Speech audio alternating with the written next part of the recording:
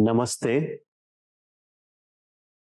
मैत्रीबोधच्या परिवर्तनाच्या शाळेत आपल्या सगळ्यांचं स्वागत आहे. आज आपण एक प्रश्न घेणार आहोत. हा प्रश्न विचारलेला आहे नीला गुप्ता यांनी, की आपण आपल्या प्रियजनांच्या कल्याणासाठी साधना करू शकतो का? त्यांच्यासाठी प्रार्थना करू शकतो का? आणि त्याचा परिणाम आपल्याला किती प्रमाणात बघायला मिळतो, की काय-काय होऊ शकतं त्यांच्या जीवनात, प्रियजनांच्या जीवनात काय बदल आपल्याला पाहायला मिळू शकतो. आता साधना हा शब्द आपण समजून घेऊ.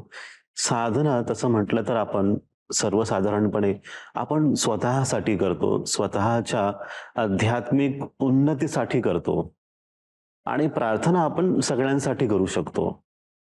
तर आणि स्वतःसाठी सुद्धा करू शकतो प्रार्थना आपण. आता एक उदाहरण असं की जसं शेतकरी आहे. शेतकरी जे पण शेतात करतात, काम करतात, जे पण पिकतं, त्याचा फायदा लोकांना होतो, स्वतःला होतो. तसंच प्रार्थना आहे. स्वतःसाठी सुद्धा करा, दुसऱ्यांसाठीही करा. पण साधना तुमच्यासाठी असते, व्यक्तिगत असते, तुमच्या उन्नतीसाठी असते. जसं दुसऱ्याला तहान लागली, तर तुम्ही पाणी प्याल, तर त्यांची जी तहान लागलेली आहे, त्यांची तहान भागणार आहे का? त्यांना भूक लागली आहे आणि तुम्ही जास्त जेवून घेतलं, तर त्यांची भूक भागणार आहे का?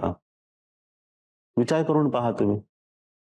प्रत्येकाचा तुम्ही पाहाल ना, परिवर्तनाची ही जी यात्रा आहे, प्रत्येकाची परिवर्तनाची यात्रा, ही त्यांच्या अवस्थेप्रमाणे चालणार आहे. त्यांच्या विचारांप्रमाणे चालणार आहे. जसं म्हणतो ना, व्यक्ती तितक्या प्रकृती, तर त्याचप्रमाणे त्यांची विचारसरणी वेगळी आहे, त्यांची वाटचाल वेगळी आहे. तर तुमच्यासारखीच होईल का असं नाहीये. तुमची अवस्था वेगळी, त्यांची अवस्था वेगळी. पण एक आहे की तुम्ही प्रार्थना करू शकता. ह्या सृष्टीने तुम्हाला हक्क दिलेला आहे की तुम्ही प्रार्थना करू शकता. तर आता प्रार्थनाचा किती आपल्याला परिणाम बघायला मिळतो, हे आपण समजून घेऊ, की मी प्रार्थना करतोय, पण त्याच्यापासून काय-काय होऊ शकतं, ते समजून घेऊ आपण. तर आता एक ओळखीचेच एक व्यक्ती होते आणि त्यांचा मुलगा फारच हुशार होता अभ्यासात आणि त्यांची इच्छा होती, की माझ्या मुलाने डॉक्टर व्हावं. मुलाची इच्छा होती, की मी कॉम्प्युटर इंजिनिअर बनावं. पण वडिलांच्या पुढे त्याला काही करता आलं नाही. मग डॉक्टरी केली, एम-बी-बी-एस झाले आणि काही वर्षानंतर त्यांनी पुन्हा एकदा कॉम्प्युटरचाच एक प्रायव्हेट कोर्स केला. जे त्यांना शिकायचं होतं त्यांनी ते शिकून घेतलं. तर ह्या उदाहरणाचा काय मूळ मुद्दा आहे इथे, की त्या मुलाच्या नशिबातच जर असेल कॉम्प्युटरचा कोर्स करणे किंवा कॉम्प्युटर इंजिनिअर होणे, तर त्याने ते केलंच. काही कालांतरानंतर केलं त्याने. पण वडिलांची इच्छा, जी त्यांनी प्रार्थना केली, की डॉक्टर व्हावं म्हणून, तर तीही पूर्ण झाली.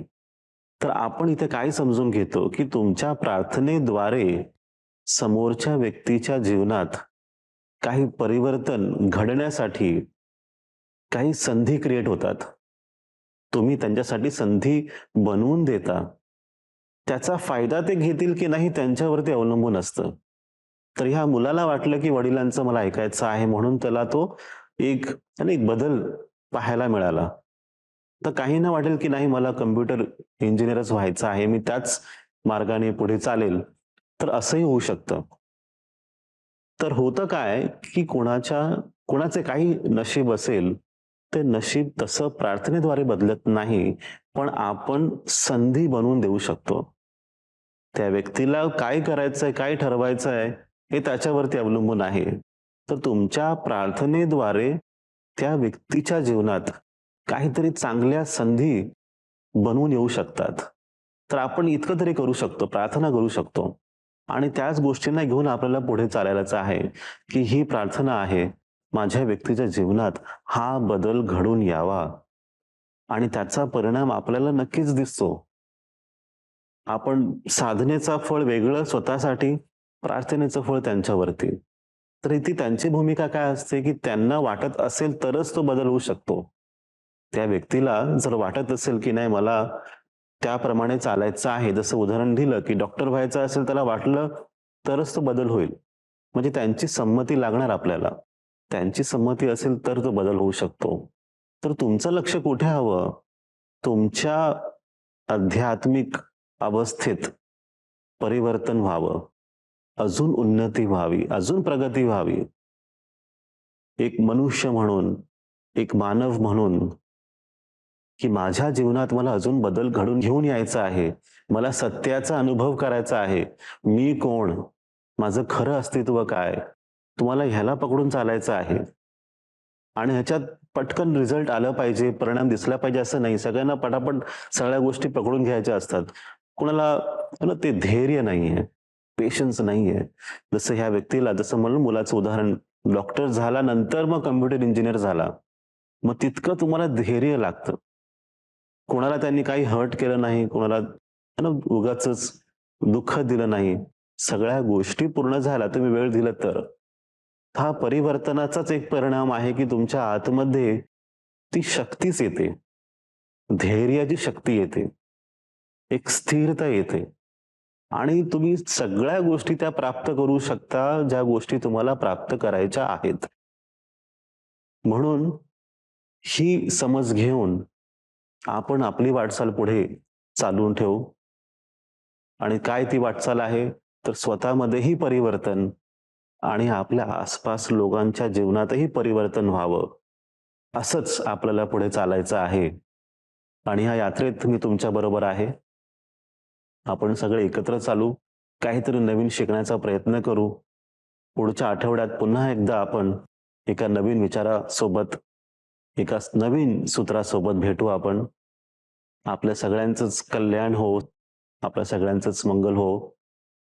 नमस्ते.